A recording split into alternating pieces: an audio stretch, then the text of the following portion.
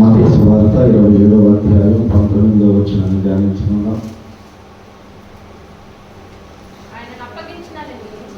మత్తయి సువార్త 27వ అధ్యాయం 19వ వచనం. అతడు న్యాయపీఠము మీద కూర్చుండి ఉన్నప్పుడు అతని భార్య, నీవు ఆ నీతిమంతుని జోలికి పోవద్దు, ఈ ప్రొద్దు ఆయనను గురించి నేను కలలో మిక్కిలి బాధపడుతున్నాను, అతని యొక్క వర్తమానము పంపడు. దేవునికి స్తోత్రం. యేసుక్రీస్తు ప్రభువారు నేరారోపణ ద్వారా ఆయనను మీకు అర్థమైన జడ్జి ముందు నిలబెట్టినప్పుడు తీర్పు చెప్పే సమయంలో ఆ జడ్జి యొక్క భార్య, నువ్వు ఆ నీతిమంతుని జోలికి వెళ్ళొద్దు, ఆయన నీతిమంతుడు అని చెప్పి కబురు పంపించింది. ఇప్పుడు మనం ఒక మాట మాట్లాడదాం. నీతిమంతులైనటువంటి వారు ఎవరు? ఇప్పుడున్న పరిస్థితులు అంటే యేసుక్రీస్తు ప్రభువారే నీతిమంతుడు. ఆయన బిడ్డలమైన, ఆయన రక్తంలో కడగబడిన, ఆయన నామం బాప్తీసం తీసుకున్న మనందరం నీతిమంతులుగా తీర్చబడ్డారు. ఇప్పుడు నీతిమంతులైనటువంటి వారికి కష్టాలు ఎందుకు వస్తాయి, శ్రమలు ఎందుకు వస్తాయి, వ్యాధులు ఎందుకు వస్తాయి, బాధలు ఎందుకు వస్తాయి అని చాలామంది ప్రశ్నలు వేస్తారు. ఇంకొంతమంది అయితే మేము ఎన్నాళ్ళ నుంచి ప్రార్థనకి వెళ్తున్నా కానీ మాకు మేలు జరగట్లేదు, ఆశీర్వాదం దీవెన రావట్లేదు, ఈ వ్యాధి తగ్గట్లేదు, ఈ బాధలు తగ్గట్లేదు, పోవటం లేదని మాట్లాడతారు. మీకు అందరికీ ఎవరికి వాళ్ళు ప్రశ్నలు వేసుకుంటే బైబిల్ చెప్పిన మాట ఏంటి? బైబిల్లో నీతిమంతులకు శ్రమలు లేవని బైబిల్ చెప్పిందా? చూడండి, ఆ మాటను నేను మీకు చూపిస్తాను.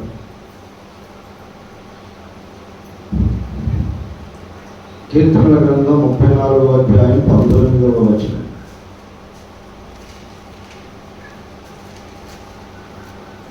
త్వరగా నీతిమంతునికి కలుగు ఆపదలు అనేకములు. దేవునికి స్తోత్రం. అమ్మా, అందరికీ కొన్ని అయితే నీతిమంతులకు మాత్రమే అనేకములు. మరి బైబిల్ గ్రంథం ఈ విధంగా చెప్తుంటే దేవుణ్ణి ఎరిగిన వారు, దేవుణ్ణి ఎరగని వారు కూడా యేసయ్యను నమ్ముకున్నా మాకు ఈ కష్టాలు పోవట్లేదు, మాకు ఈ శ్రమలు పోవట్లేదు, మాకు ఈ ఇబ్బందులు పోవట్లేదు, మా కుటుంబంలో వీడు మారట్లేదు, మా కుటుంబంలో ఆశీర్వాదం లేదు, తినటానికి లేదు, నాకు వ్యాధి తగ్గట్లేదు, నా బిడ్డలకు వ్యాధులు వస్తే అవి తగ్గట్లేదు అని చాలామంది బయట వాళ్ళు మాట్లాడతారు. అలాగే విశ్వాసులు కూడా అనుకుంటారు.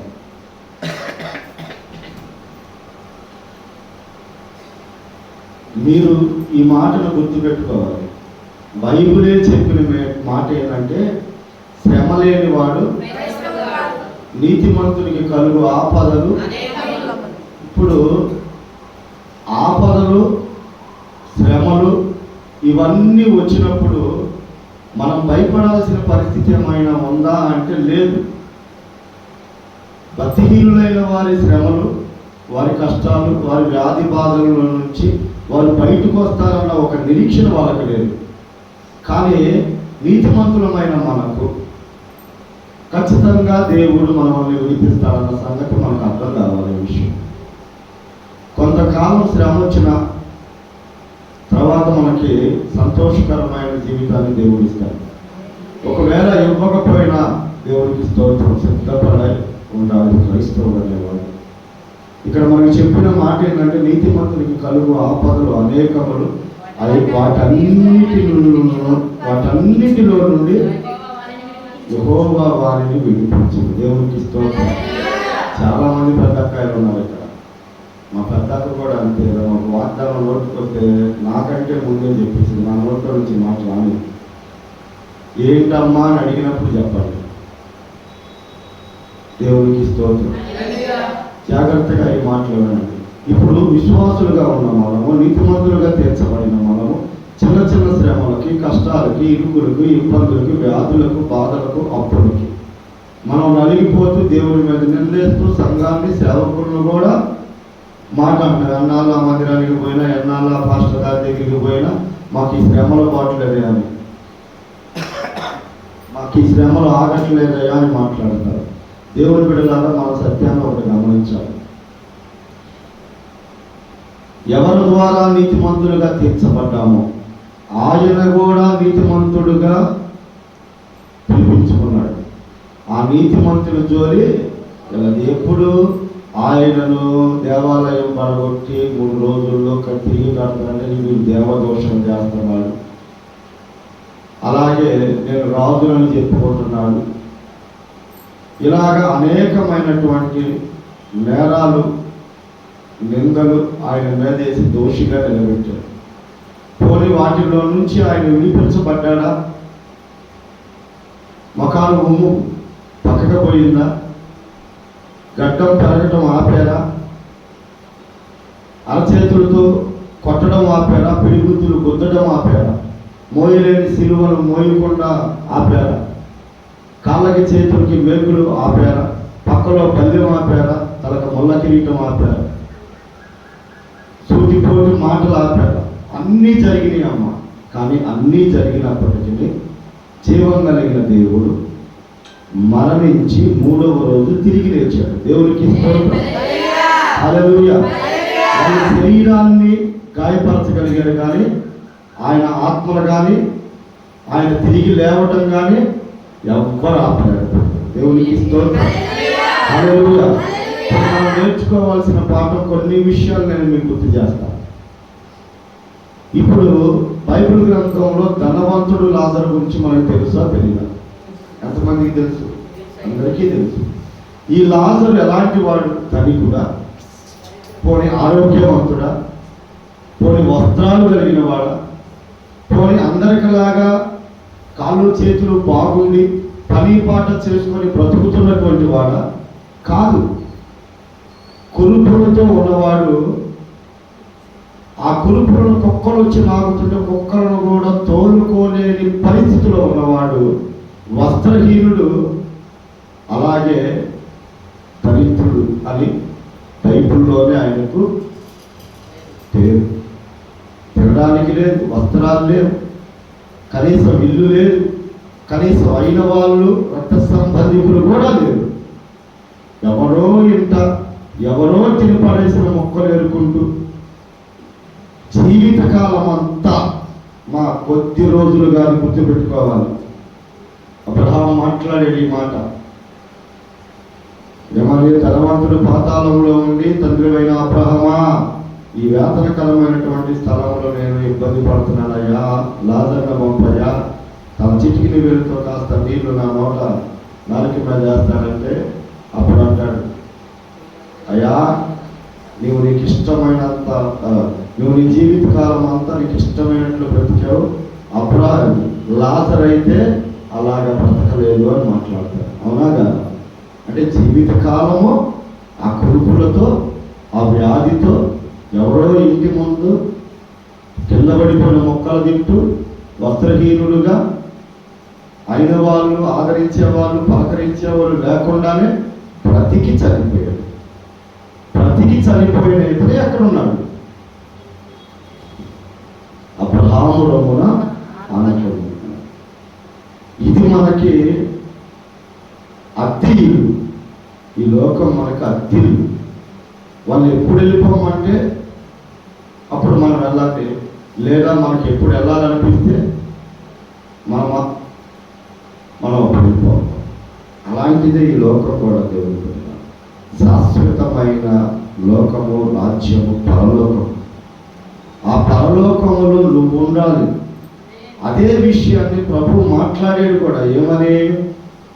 స్త్రీ కలిగిన వారందరిలో యోహానంత గొప్పవాడు లేడన్నాడు, కానీ పరలోకములో అత్యల్పుడనబడినటువంటి వాడు ఆయన కంటే గొప్పవాడు. దేవునికి స్తోత్రం. హల్లెలూయా. భూమి మీద స్త్రీ కలిగిన వారందరిలో ఆయనంత గొప్పవాడు లేడు, పరలోకములో అత్యల్పుడనబడినటువంటి వాడు ఆయన కంటే గొప్పవాడు అంటున్నాడు. దేవునికి స్తోత్రం. హల్లెలూయా. ఇదే పరిస్థితిని మనము అనుకుని పండక్కి బట్టలు లేకపోయినా, పుట్టినరోజుకి బట్టలు లేకపోయినా, పెళ్లి రోజుకి బట్టలు లేకపోయినా మనం ఎంత ఎదుగుతాం దేవుని దగ్గర.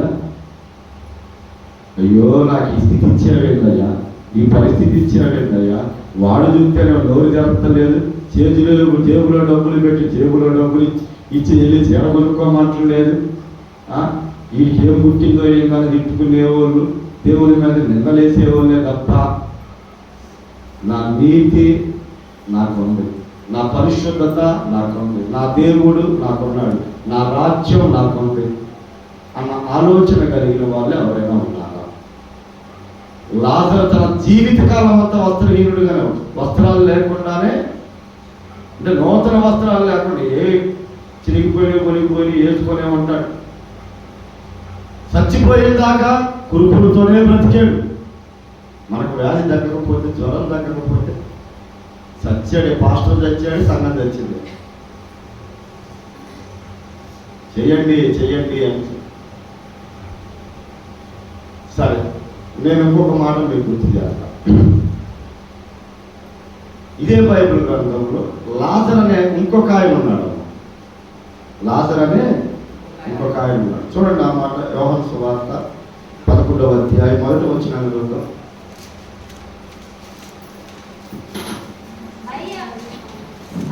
మరియా ఆమె సహోదరి అయిన మార్త అనువారి గ్రామమైన బేతనియాలో ఉన్న లాజరు అని ఒకడు రోగి ఆయను. ఈ లాజరు ప్రభువునకు అత్తరు పూసి తల వెంట్రుకలతో ఆయన పాదములు తుడిచిన మరియకు సహోదరుడు. దేవునికి స్తోత్రం. అతని అక్క చెల్లెలు, ప్రభువా ఇదిగో నీవు ప్రేమించువాడు రోగి అయి ఉన్నాడని ఆయన యొక్క వర్తమానము పంపిణీ. దేవునికి స్తోత్రం. అందులో జాగ్రత్తగా ఈ మాటలు మీరు ఆలకించండి, అలాగే ఆలోచన చేయండి. లాజరు రోగి అయి ఉన్నాడని తన సహోదరులు ఒకరిని పిలిచి, అయ్యా యేసుక్రీస్తు ప్రభువారు యెరూషలేములో ఉన్నాడు, నువ్వు వెళ్ళి ఆయనకి ఈ విషయం తెలియపరచు, నువ్వు ప్రేమించే నీ శిష్యుడు రోగి అయి ఉన్నాడు. బేతానియాకి వెళితే వాళ్ళ కుటుంబం అంతా నిన్ను ఎంతగానో ప్రేమించి ఆహ్వానించి అతిథి మర్యాదలు చేసి విందు బస ఏర్పాటు చేసి నీకు ఎంతో పరిచర్య చేసేవాళ్ళు, ఎంతో ఇష్టపడేవాళ్ళు, వాళ్ళ దగ్గరికే కదా నువ్వు వెళ్ళి ఉండేది. అలాంటి నువ్వు ప్రేమించే నీ శిష్యుడు లాజరు రోగి అయి ఉన్నాడయ్యా, వాళ్ళ అక్కగారు నాకు వర్తమానం చెప్పి పంపింది, మీరు రావాలయ్యా అని చెప్పేసి ఆయన అడిగాడు. ఇప్పుడు సోమవారం పంపించాడు కబురు. ఇప్పుడు యేసయ్య ప్రేమించిన వాడి దగ్గరికి యేసయ్య తెలిసి తెలియగానే వెంటనే వెళ్ళాలా వద్దా? వెళ్ళాలా వద్దా? మరి ఆయన వెళ్ళాడా? ఆ విషయం తెలిసి నాకు కూడా ఇంకా 2 రోజులు అక్కడ ఉండిపోయాడు. ఇప్పుడు మనకి ఏదైనా శ్రమ వచ్చిందని, కష్టం వచ్చిందని, ఇరుకు ఇబ్బందులు వచ్చినాయని యేసుక్రీస్తు ప్రభువారి దగ్గర నువ్వు మొరపెట్టి నువ్వు కన్నీరు గార్చి అడిగిన దానికి సమాధానం రాలేకపోతే నువ్వు ఎంత బాధపడతావో. తాను ప్రేమించినటువంటి శిష్యుడు రోగి అయి ఉన్నాడని తెలిసి ఆయన రాలేదని వాళ్ళు ఎంత బాధపడి ఉంటారు. మనకి అర్థమవుతుందన్నమాట. ఎందుకు యేసయ్య అలా చేశాడు?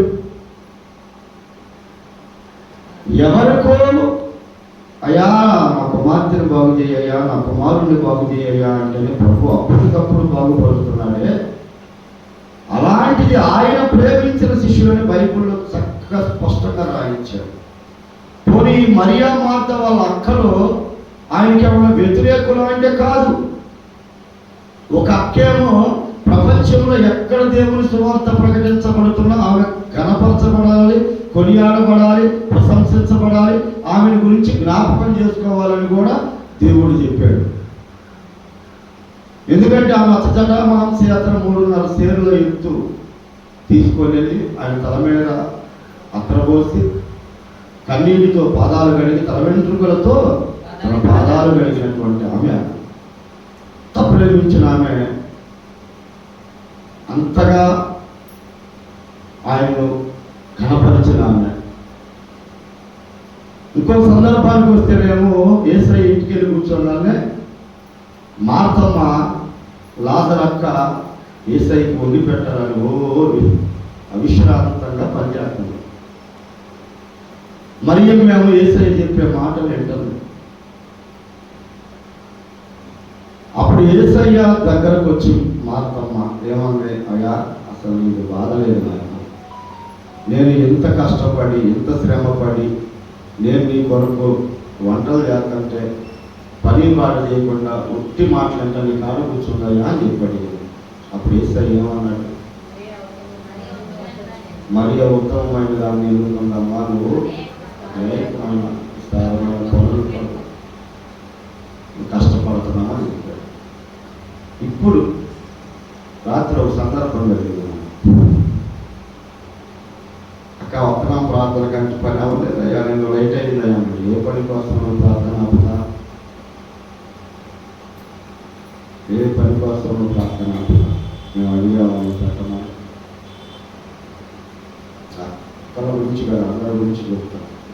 ఎప్పుడు పని అవ్వలేదు, కొన్నిసార్లు పని అవ్వలేదు అన్నందుకే ఫీడ్బ్యాక్ అనేసి బుధవారం స్టార్ట్ చేశాను ప్రార్థన.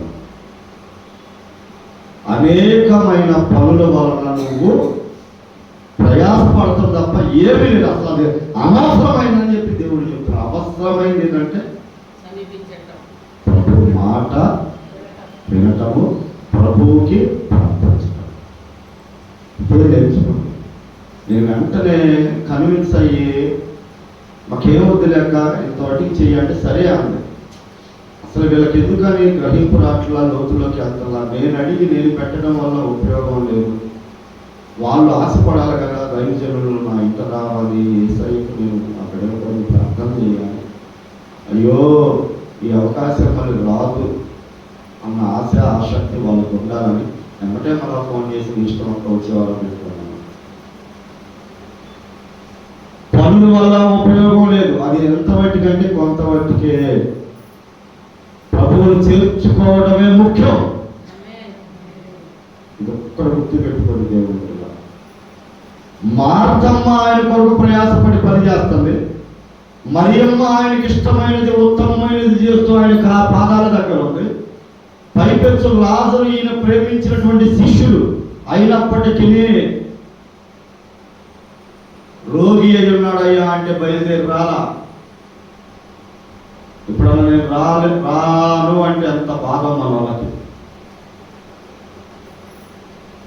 ఒకసారి మన కట్ట మీద ఉంటారు వాళ్ళు బాగా, అప్పుడు మాత్రం పిల్లల్ని ఎత్తుకుని ఏడ్చుకుంటే ఎన్ని క్యాకులు పెట్టుకొని వచ్చింది. ప్రార్థనకి రమ్మంటే మాత్రం కుదరతం లేదన్నా అంటది. ఒకసారి చూసా, 2 సార్లు చూసా, ఇక నేను చేయలేకపోను చేయనని చెప్పారు. ఆ మాట ఫీడ్బ్యాక్ కూడా ఎట్లా అన్నామంటే అవును అన్నానమ్మా, నా దేవుడు గొప్పడు. నా దేవుడు అంత తక్కువ అంచనా వాళ్ళు వేస్తే అవసరాలకి వాడుకోవడానికి ప్రయత్నం చేస్తే నేను ఒప్పుకోను. మొదటి నుంచి నేను చెప్పేది ఏంటంటే ప్రభువు గొప్పవాడు, ఆయన ఘనంగానే చూడాలి.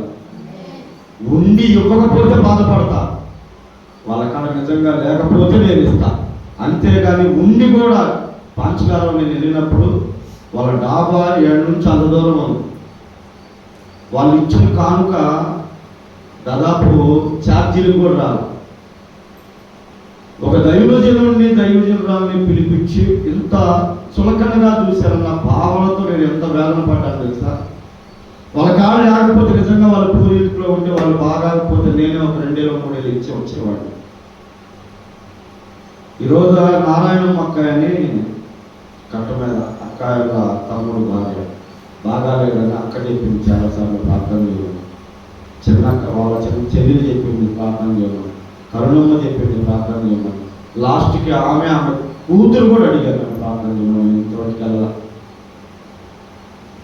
నేను మీకు ఇప్పుడు చెబుతున్నా దేవుడు కాదు, నా దేవుడు గొప్పడు. నా దేవుడు నాకు ఇచ్చిన అభిషేకం గొప్పది. దాన్ని విలువ లేని వాళ్ళ దగ్గర, విలువ తెలియని వాళ్ళ దగ్గర నేను ఉపయోగించాను. మీకేంట్రా ఇంత పొగరనుకోదు. అతిశయించువాడు ప్రభువును బట్టి అతిశయించాలి.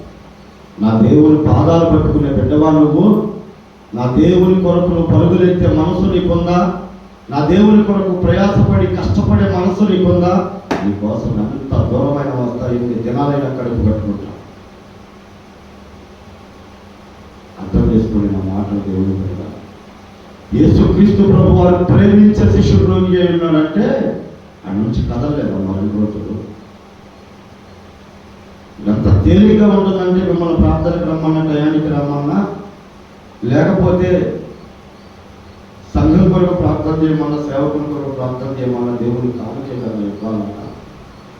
నేను ఒకటి చెబుతాను దేవుని బిడ్డలారా, నిజంగా గంటే గారి వాళ్ళకి స్థలాలు వల్ల, పొలాల వల్ల అప్పులు ఉన్నాయి, చాలా ఉన్నాయి, లక్షల్లో ఉన్నాయి, మన ఊహ కందనంత ఉన్నాయి. కానీ వాళ్ళ ఇంటికి ప్రార్థనకి వెళ్తే వాళ్ళు ఇచ్చే కానుక ఎంత తెలుసా? 5,000 రూపాయలు లేదా 2,000. వారానికి 5,000 అంటే 7 వారాలకి ఎంత అవుతుంది? 35,000 అవుతుంది. పలహారాలు, భోజనాలు ఖర్చులు ఎంత అవుతాయి? వాళ్ళే మేమిద్దరం వచ్చి ప్రార్థన చేస్తామయ్యా అంటే, వద్దయ్యా సంఘం మొత్తం వచ్చి మా కొరకు ప్రార్థన చేయమని అడిగారు. 50,000 ఖర్చు పెట్టేటువంటి వాళ్ళు అప్పు చేసి వాళ్ళే మా ఇంట్లో 7 వారాల ప్రార్థన జనంతో పెట్టించుకోవాలనుకుంటే, మీరు ఏం ఆలోచన చేసి ఈ వారం వద్దు, రేపు వారం వద్దు, డబ్బులు లేవులయ్యా అని మాట్లాడుతున్నారు? వాళ్ళు ఆలోచన చేయాలి, మాస్టర్ గారికి ఎంత వచ్చింది కాబట్టి ఆయన పెట్టుకో అంటాడు అని వాళ్ళు అనుకోవాలి. నేను వద్దంటున్నా వాళ్ళు పెట్టంటున్నారంటే ఏంటి మన పరిస్థితి ఏంటి? కీర్తనమ్మ వాస్తవం చెబుతున్నా, నిజంగా ఇప్పుడు పని కూడా డ్యూటీకి వెళ్తలేదు కాబట్టి ఆర్థికంగా చాలా ఇబ్బందిగా ఉంది. పాల ప్యాకెట్ ఒకటి తీసుకొచ్చి మాకు టీ పెట్టించిన మేము సంతోషంగా వచ్చి ప్రార్థన చేసి వస్తాం. కాబట్టి బాగా అర్థం చేసుకోండి నా మాట. లేదు ఆ టీ కూడా లేకపోతే మేమే పాల ప్యాకెట్ డబ్బులు తెప్పించి టీ పెట్టించి వాళ్ళకి ఇచ్చి వాళ్ళకి కూడా తాపించి వస్తాం. కానీ ఆ బిడ్డ అందరికంటే ముందు నా ఇంట్లోనే జరగాలి ప్రార్థన. ఒకళ్ళేమో అసలు లేకుండా పెట్టించారు, ఒకళ్ళేమో అప్పు చేసి పెట్టిస్తున్నారు. మరి నీ పరిస్థితి ఏంటి? నువ్వు ప్రార్థన పెడితే ఎన్ని అప్పులు చేస్తున్నా? నువ్వు ప్రార్థన చేస్తే నువ్వు ఎంత ఖర్చు పెడుతున్నా? నువ్వు ప్రార్థన చేస్తే దైవజనుడికి ఎంత ఇస్తున్నా? నువ్వు ఈరోజు కూలికి వెళ్ళేవాళ్ళు పనికి, సాయంత్రానికి నీకు కూలి తక్కువ 100 రూపాయలు ఇచ్చినా 10 రూపాయలు ఇచ్చినా నువ్వు ఎంత బాధపడతావు? దైవజనుడు ఇదే కదా పని చేసేది. ఈ పని చేసిన వ్యక్తి తగిన జీతం తీసుకోకపోతే దైవజనుడు పరిస్థితి ఏంటి? వాళ్ళ కుటుంబం పరిస్థితి ఏంటి? సంఘం ఏ ముందుకు వెళ్ళాలి? ఎప్పుడన్నా మీరు ఆలోచన చేశారా?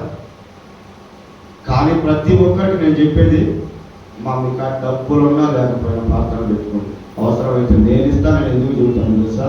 ఆ ప్రార్థన ద్వారానైనా మారు మనసు లేని వారికి మారు మనస్సు, ఆర్థికంగా వెనకబడ్డ వాళ్ళకి దేవుడు ఆశీర్వాదం దొరికింది. నా సంఘం దీవించబడాలని నా ఆశ. దేవునికి స్తోత్రం. హల్లెలూయా.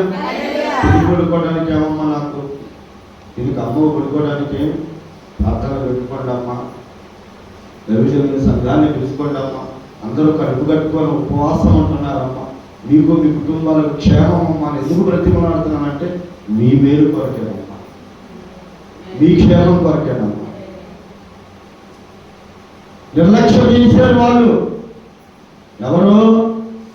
మరియా, మార్తా నిర్లక్ష్యం చేశారు. ఏం నిర్లక్ష్యం? లాజరు రోగి అయి ఉన్నప్పుడే జ్వరము, పసికిరులు, ఇంకొకటి రాగానే కబురు పంపించాలి ఏసైకి. ఎప్పుడు పంపించారు తెలుసా? ఇంకాసేపు చచ్చిపోతాడనగా రోగి పరిస్థితి క్రిటికల్గా ఉన్నప్పుడు కబురు పంపించారు. ఆ విషయం నీకెంత తెలిసినట్టు బైబిల్ స్పష్టంగా చెబుతుంది. చూడండి, యోహాను సువార్త 11వ అధ్యాయం 11వ వచనం. ఆయన ఈ మాటలు చెప్పిన తరువాత మన స్నేహితుడైన లాజరు నిద్రించుచున్నాడు, దేవునికి స్తోత్రం, అతని వెళ్ళుచున్నాడని వారితో చెప్పగా, దేవునికి స్తోత్రం. జాగ్రత్తగా వినండి. మరియా మార్తా ఒక వ్యక్తికి ఏం చెప్పింది? అయ్యా, మా తమ్ముడు రోగి అయి ఉన్నాడు, యేసయ్య ప్రేమించిన శిష్యుడు రోగి అయి ఉన్నాడు, రోగాలు కూడా ఉన్నాడు, వెళ్ళి కబురు చెప్పమన్నాడు. కానీ యేసయ్య ఇక్కడేం చెబుతున్నాడు శిష్యులతో? 2 రోజులు ఆగిన తర్వాత అతను నిద్రించుచున్నాడు, అతను మేలుకొల్పలేదు రండి అన్నాడు. అంటే ఈ కబురు చెప్పడానికి వచ్చినప్పుడే యేసయ్య లాజరు చనిపోయాడు అన్న సంగతి ఆయనకు తెలుసు. అందుకని ఆగాడు ఆయన.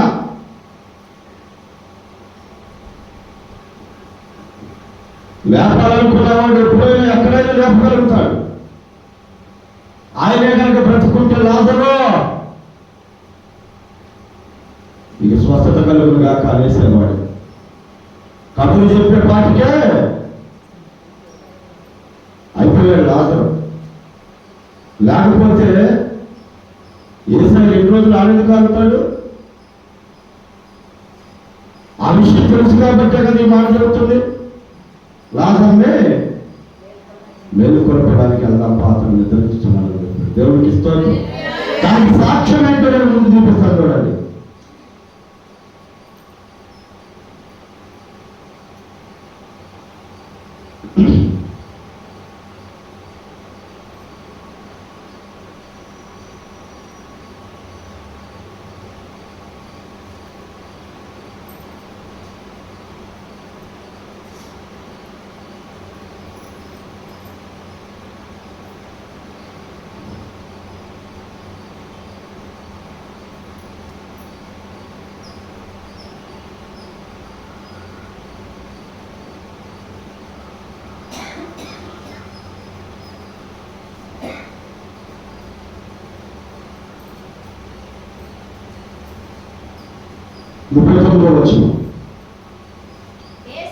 యేసు రాయి తీసివేయుడని చెప్పగా చనిపోయిన వారి సహోదరి అయిన మార్త, ప్రభువా అతడు చనిపోయి 4 దినములైనది కనుక ఇప్పటికి వాసన కొట్టునని ఆయనతో చెప్పాడు. దేవుడికి స్తోత్రం. జాగ్రత్తగా వినండి. రోగి అయినాడని చెప్పిన రోజు ఒకటి, ఆయన రోగి అయినాడని తెలిసి కూడా అక్కడే 2 రోజులు నిలబడిపోయాడు. ఆ 2 రోజులు నిలబడిన తర్వాత రోజు బయలుదేరి బెతానియాకు వచ్చాడు. అంటే 4వ రోజు సాయంత్రం పూట జరుగుతున్న సందర్భం ఇది. అందుకే ఏం చెబుతుంది? అయ్యా ఆయన చనిపోయి 4 రోజులు అవుతుంది. అంటే యేసయ్యకి ఇప్పుడు తెలుసా తెలీదా? రోగి కాదురా బాబు, ఆయన చనిపోయాడన్న సంగతే. అందుకే ఆయన 2 రోజులు ఆగిపోయాడు. వచ్చే కబురు పంపిన రోజు ఒకటి, నిలబడిన రోజు 2, మళ్ళీ ఇక్కడికి వచ్చిన రోజు 4వ రోజు. 4 రోజులు అయిందయ్యా ఆయన చనిపోయి, ఇప్పటికి వాసన కొడతాడు. దేవునికి స్తోత్రం. హల్లెలూయా. ఇప్పుడు మనం అర్థం చేసుకోవాల్సిన విషయం ఏంటంటే, దేవుడు నీ శ్రమలో నిన్ను వదిలేస్తాడు అనుకుంటున్నాడు, నీ కష్టంలో నిన్ను వదిలేస్తాడు అనుకుంటున్నాడు, నీ వ్యాధిలో నిన్ను వదిలేస్తాడు అనుకుంటున్నాడు. లేదు దేవుని బిడ్డలారా, నువ్వు పడ్డ శ్రమకు, కష్టానికి, అనుభవించిన వ్యాధి బాధలకు నా దేవుడు మహా గొప్ప కార్యము చేయడానికి లేట్ అయింది. 4 రోజుల తర్వాత వచ్చి లాజరు బయటికి రమ్మనగానే లాజరు బయటికి వచ్చాడా లేదా? దేవునికి స్తోత్రం. హల్లెలూయా, హల్లెలూయా. బాగా అర్థం చేసుకోండి. ఇప్పుడు ఈ లాజరు నీతిమంతుడు కాదా? ఎందుకు వచ్చింది రోగం? ఇప్పుడు ఆ లాజరు నీతిమంతుడు కాదా? ఎందుకు వచ్చింది శ్రమ? ఇంకో విషయం నేను మీకు గుర్తు చేస్తా. చూడండి, ఆ మాట కూడా మార్కు సువార్త 6వ అధ్యాయం 20వ వచనం. ఎందుకనగా యోహాను నీతిమంతుడును పరిశుద్ధుడునగు మనుష్యుడని హేరోదు ఎరిగి అతనికి భయపడి. దేవునికి స్తోత్రం. ఈ యోహాను ఎవరు? బాప్తిసం ఇచ్చు యోహాను, ఎలిజబెత్ జకరియా గారుల కుమారుడు, యేసుక్రీస్తు ప్రభు వారి దారి సరళం చేయడానికి ప్రత్యేకంగా పుట్టినటువంటి వాడు. ఇతనే యేసయ్య స్త్రీకరిన వారందరూ గొప్పవాడిగా పిలిచాడు. అలాగే అనేకులకు సువార్తను ప్రకటిస్తూ అనేక మందికి బాప్తిసం ఇస్తున్నటువంటి వాడు. అదీగాక పరమదేవుని కుమారుడైన యేసుక్రీస్తు ప్రభు వారికి బాప్తిసం ఇచ్చినటువంటి వాడు. మరి ఈయనకు శ్రమ ఉందా లేదా? ఈయన నీతిమంతుడని బైబిల్ చెప్తుందా లేదా? ఒక దేశపు రాజే మాట్లాడుతున్నాడు.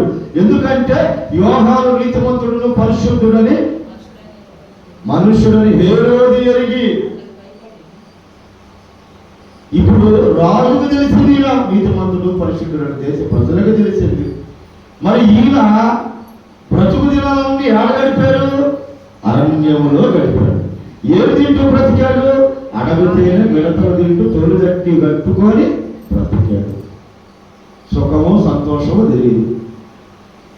గాలి వాన చలి మొత్తాన్ని అనుభవించేశాడు.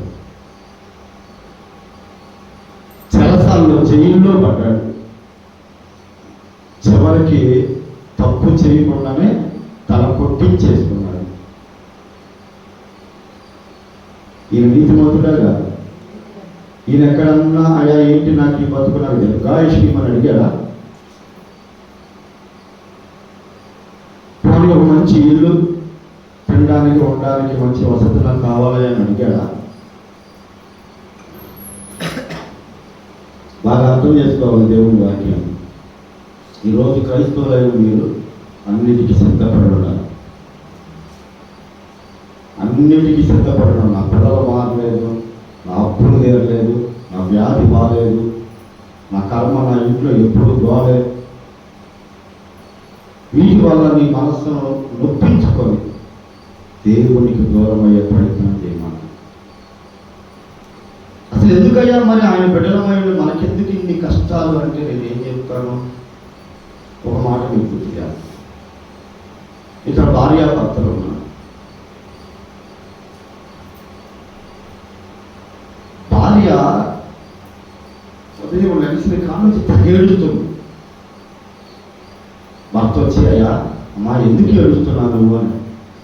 నీకు తెలియదులేయ్యా నా బాధ అంటుంది.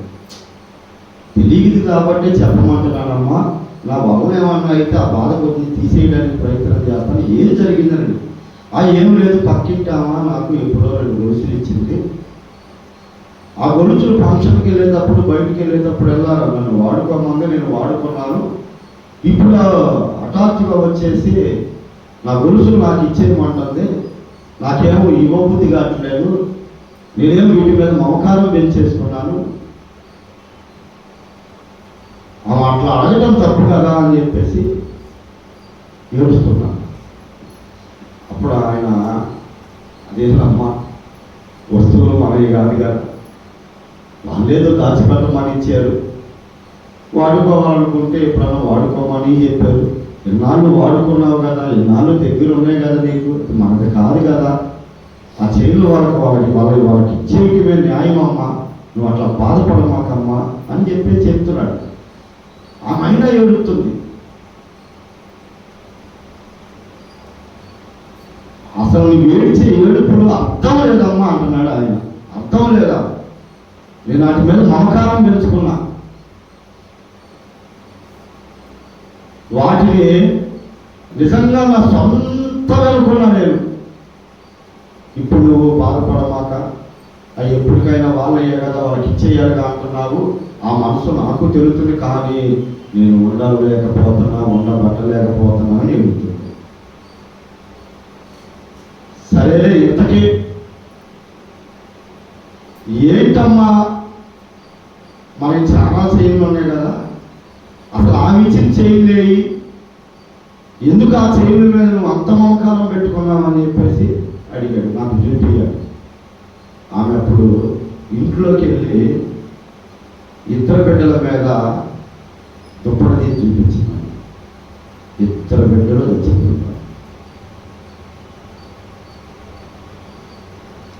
అప్పుడు ఆయనకు అర్థమైంది. అదే బిడ్డలు చనిపోయారయ్యా అంటే తట్టుకోగలుగుతాడా? ఆయనేమన్నా చేసుకుంటాడేమో. దేవుడు ఎందుకు ఇంత అన్యాయం చేశాడు నాకు, మన ప్రార్థనాపరులు కదా అని ఎంతగానో విలపించేవాడు, దేవుని మీద నిందలేసేవాడు. ఆమె అర్థవంతంగా ఉపమాన రీతిగా చైన్లు నావి కానివి నేను నావనుకొని నేను ఎంత ఏడుస్తున్నానో, ఈ బిడ్డలను ఇచ్చిన వాడు ఆయన. ఆ బిడ్డలను మళ్ళా ఆయనే తీసేసుకున్నాడు కదా, ఆయన ఇంటికి వాళ్ళు వెళ్ళిపోయారు కదా, మనం బాధపడే పరిస్థితి, బాధపడాల్సిన అవసరము లేదయ్యా అని పెద్దగా ఏడ్చాను. ఆయనను హత్తుకొని ఇద్దరు కలిసి అక్కడే మోకరించి ప్రార్థన చేశాను. దేవునికి స్తోత్రం. ఇప్పుడు చెప్పండి, కన్న బిడ్డలో చనిపోతే కూడా హఠాత్తుగా చెబితే ఆయన ఏమైపోతాడో అని ఆయనకు అర్థమయ్యే రీతిగా, బైబుల్ రీతిగా, ఉపమాన రీతిగా, అయ్యా దేవుడు మనకి బిడ్డలు ఇచ్చాడు. ఇచ్చింది ఎవరు? ఆయన బిడ్డలను ఆయన తీసుకున్నాడు కదా, మనం బాధపడాల్సిన అవసరము లేదయ్యా అని చెప్పి మాట్లాడిన. ఇప్పుడు ఈరోజు నీ సంగతి, నా సంగతి ఏంటి? నీ బిడ్డలు అలా అయిపోయారు, నా కుటుంబం ఎలా అయిపోయింది, నా పరిస్థితి ఎలా అయిపోయిందని మనం అల్లాడిపోతున్నామే. నిజంగా ఆలోచన చేస్తే ఆయన కుమ్మరి. ఎవరైనా కుమ్మరు. ఆయనకి ఇష్టమైన కొండ ఆయనకి నచ్చినట్లుగా చేసుకుంటాడు. ఆ అధికారం ఆయనకి ఉండదు. నీకు నాకు అధికారం లేదు. కుమ్మరి కొండను చేస్తాడు కానీ కొండలు వేసి అయ్యా కాదు ఈసారి నేను నిన్ను చేస్తానంటే కొండ వల్ల అయిందా కుమ్మరిని చేయటం? అలాగే దేవుణ్ణి విమర్శించే హక్కు, దేవుని చిత్తానికి వ్యతిరేకించే పని మన వల్ల కానిది మనం చేయకూడదు. యోగు గారి లాంటి ఆత్మీయ స్థితి నీకు నాకు ఉండాలి. యోగు భక్తుడు కాదా, గ్రంథవంతుడు కాదా, నీతిమంతుడు కాదా, దేవుని చేత సాక్ష్యం పొందినవాడు కాదా? ఆయన కురుపులేంటి? కడుపును పుట్టిన బిడ్డలు చనిపోవడం ఏంటి? ఉన్న ఆస్తి అంతా పోవడం ఏంటి? కట్టుకున్న భార్య చావరా బాబని చెప్పడం ఏంటి? ఇన్ని శ్రమలలో కూడా ఆయన మాట్లాడిన ఒకే ఒక్క మాట, యెహోవా ఇచ్చారు, యెహోవా తీసుకొని పోయారు, యెహోవా నామమునకు స్తుతి కలుగునుగాక అన్నాడు. నేను తల్లి గర్భంలో దిగంబరిగా వచ్చాను, దిగంబరిగానే వెళ్తాను. క్రైస్తవుడి యొక్క నిరీక్షణ ఇది అమ్మ. దేవునికి స్తోత్రం. కానీ ప్రభు మనకి ఇస్తున్నటువంటి గొప్ప భాగ్యం ఏంటంటే నీతిమంతులకి అనేక ఆపదలు కలిగిన వాటన్నిటిలో నుంచి విడిపిస్తాడు ఆయన. భయపడాల్సిన అవసరం లేదు. స్వార్థపూరితమైన ప్రార్థనలే మనం ఎన్నాళ్ళు చేస్తున్నాం. నాకు కావాలి, నాకు కావాలి, నాకు కావాలి, నేను నేను నేను అని మా వాళ్ళు నాది ఇది అది అని కాదమ్మా. ఏది మనది కాదు, అన్నీ ప్రభు ఇచ్చినవి. ఒకవేళ మన దగ్గర నుంచి అది దూరం అయితే ఆయన ఇచ్చి ఆయన తీసుకున్నాడని సంతోషపడాలే కానీ ఏడ్చి మన జీవితాన్ని నాశనం చేసుకొని ప్రభువుకు దూరం అయ్యేటువంటి పరిస్థితులు క్రైస్తవులు తెచ్చుకోకూడదు. దేవుడు పెట్టినాడు. దేవుడికి స్తోత్రం. హల్లెలూయా. నీతిమంతుడు జోలికి వెళ్ళొద్దయ్యా అని చెప్పింది. ఎవరా నీతిమంతుడు? యేసుక్రీస్తు ప్రభువు. నీతిమంతుడయ్యుండి అవమానించబడ్డాడు, వేదన చేయబడ్డాడు, ఒక ఉమ్ము వేయించుకున్నాడు, పక్కలో బల్లో గడ్డ పెరిగించి వేసుకున్నాడు. దొంగలు సైతం నీతిమంతుల్లాగా మాట్లాడినా కానీ బాధపడిన సందర్భమే లేదు. పక్కనున్న వాళ్ళు పట్టించినా కానీ, దొంగ ముద్దులు పెట్టినా కానీ ఆయన హృదయము కృంగిపోలేదు. దేవుని శరీరాన్ని చంపేటువంటి వారు, దేహాన్ని చంపేటువంటి వారికి ఆయన భయపడలేదు. దేహాన్ని, ఆత్మను రెండింటిని చంపగలిగిన వారికి ఆయన భయపడ్డాడు. ఆయన ఆత్మను బ్రతికించగలిగిన వానికి ప్రార్థనలు, యాచనలు కన్నీటితో చేశాడు భూమి మీద ఉన్నప్పుడు. దేవునికి స్తోత్రం. హల్లెలూయా. తన చెమట రక్త బిందువులయ్యేంత వరకు తెల్లవారులు ప్రార్థన చేశాడమ్మ. ఎవరి కొరకు? విడిపించగలిగినటువంటి వారి కొరకు, బ్రతికించగలిగినటువంటి ఆయనకు మాత్రమే. హల్లెలూయా. దేవునికి స్తోత్రం. ఈ రోజున నీ జీవితం, నా జీవితం అందరూ చెబుతున్నాం, ఎందుకంటే మన బాధలు, మన కష్టాలు, మన శ్రమలు. కానీ నిన్ను విడిపించగలిగిన వానికి, నిన్ను నిలబెట్టగలిగిన వానికి నీ ప్రార్థన, నీ కన్నీరు, నీ యాచనలు, నీ యాగాలు ఆయనకు మాత్రమే చేయాలి. ఈ మాట అర్థమైతే దేవునికి స్తోత్రం. హల్లెలూయా, హల్లెలూయా. బిడ్డల మీద మమకారం పెట్టుకుంటే వాళ్ళ నాశనమే, వాళ్ళు బాగుపడరు. నా తల్లి నన్ను ప్రేమించినంత కాలం నేను ఎదవగానే తెలియదు. ఇప్పుడు మళ్ళీ మా కొంపలో ఒక అమ్మ తగ్గలేదు. మీరు ఎప్పుడన్నా మా ధ్యాన్స్ వచ్చిందా? రాదు, ఆమె బాగా చనిపోయింది. ఇప్పుడు బాగా జరిగిందిగా. సరే, ఆమె కొడుకు, పెద్ద కొడుకు యెహోషువ గురించి ఏం చేయాలి ఎట్లా చేస్తున్నాడు అనండి. ఆ మొహం మామూలుగానే చూడలేము, ఇంకా ఆ మొహం అస్సలు చూడలేము. ఆమె కొడుకు అంటే అంత పంచిపురాణాలు ఎవరికి లేదు. తప్పు చేస్తున్నావాడిని తప్పు అని ఖండించలేని తల్లి తల్లిగా వాడు రేపు నీ కళ్ళ ముందే నరకం అనుభవిస్తుంటే చూడగలుగుతావా? కిడ్నీలో ఇంత రాయున్నందుకేనే వాడికి ఆకలి, నేను చచ్చిపోతున్నానంటే ఊరు వాడ మొత్తం లేచేటట్టు ఏడ్చారే. అది నిద్రపోతున్నానండి, ఇప్పుడే పడుకున్నానమ్మా అంటే రాయని ఒకసారి నేర్పారే.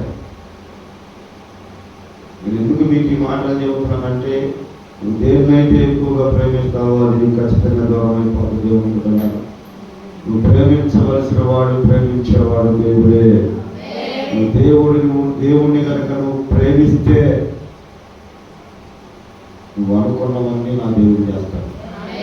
అదే తలనొప్పికాల కోసం, పనికి మాలిన వాళ్ళ కోసం పరమదేవుణ్ణి పక్కన పెట్టి అతను అవసరమైతే ఆ రోజు ప్రార్థనకు రాము, అవసరమైతే ఆ రోజు ప్రార్థన చేసుకోము, అవసరమైతే దేవునికి ఏమన్నా ఇవ్వాల్సిన ఏమన్నా ఉంటే అవి కూడా తీసుకెళ్ళి ఆ తాగుబోతులకి, ఆ వ్యభిచారులకి, ఆ నరహంతకులకే పెడతాం. మనం జాగ్రత్త, ఇది లాభం కాదమ్మా, ఇది మేలు కాదమ్మా. క్రైస్తవుని యొక్క నిరీక్షణ పరలోకమేనమ్మా. ఆ లోకమే నీది. ఆ లోకానికి తీసుకెళ్ళగలిగిన యేసు మీద నీ దృష్టి ఉంచాలి. యేసు వైపే నువ్వు చూస్తూ పరిగెత్తాలి. ఇంత గొప్ప సాక్షి సమూహము మేఘము వలె మనం ఆవరించి ఉన్నందున సులువుగా చిక్కుల పెట్టు పాపమును విడిచిపెట్టి విశ్వాసమును కర్తయు దానిని కొనసాగించువాడైనా యేసు వైపు చూస్తూ మనం ఎదుట ఉంచబడిన సత్యములు ఓపికతో పరిగెత్తున్నాడు. దేవునికి స్తోత్రం. హల్లెలూయా. అందుకే మంచి పోరాడుతుంది, నా విశ్వాసం కాపాడుకుంటుంది, నా పరువు కడముట్టించింది. ఇక మీద నా కొరకు నీతి కిరీటం దాచబడి. ఎవరో పౌలు గారు పడ్డ శ్రమలు మనందరికీ తెలిసిందే. సత్యాలను కొట్టి తాడు కట్టి లాగి ఊరవతలకు పడేసారు. అది కొరడాలతో కొట్టారు, రాళ్ళతో కొట్టారు, బెత్తాలతో కొట్టారు, ఒక చెవుల్లో వేశారు, వండలు వేశారు. ఒక బాధ ఆయన పడింది. అన్ని బాధల్లో కూడా ప్రభువుని విడిచిపెట్టాం. అందుకే విశ్వాసాన్ని కాపాడుకున్నా, నా పరువు కడముట్టించానంటున్నా. మనమైనా అంతేనమ్మా, మన విశ్వాసాన్ని కాపాడుకోవాలి, మన పరువు కడముట్టించాలి. ఆ నీతి కిరీటం కొరకు మనం కూడా ఎదుర్కోవాలి. దేవుడు ఈ మాటలను దీవించుకున్నాడు. పరిశుద్ధ పవిత్ర మహాగణిస్తున్నాం. చెప్పబడిన మాటలు నీ మాటలు విలువైన మాటలు మేము అందరం మాటల ప్రకారంగా జీవించే బాధ్యత మాకు అందరికీ ధరించాడు. నా అందరూ ఏం చేస్తున్నాము, అడిగి పరమ తండ్రి.